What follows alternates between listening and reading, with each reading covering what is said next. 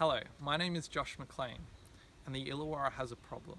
According to information gathered from the National Waste Report and the ABS, the average Wollongong household produces 35.5 kilograms of high-density polyethylene plastic every year.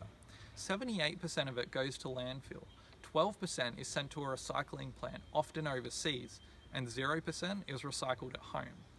This is a problem.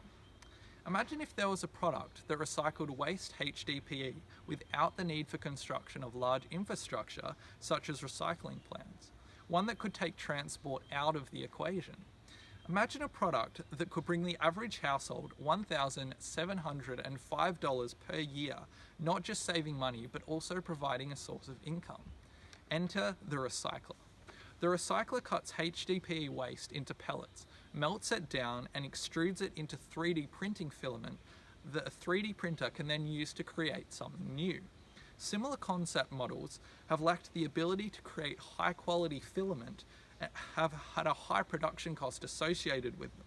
However, the recycler, due to its manufacturing capabilities, would also have the capacity to produce even more components of another recycler model, further increasing its role in achieving a circular economy. 3D printing alone provides creative ways to tell Indigenous stories beyond what has been available in the past.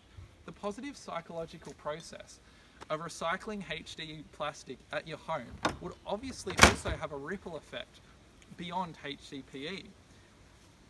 Imagine if you could turn a juice bottle into a cup, and then a cup into a chair. 97% of Australian households have a washing machine. Why? Well, because washing machines wash clothes that are reusable.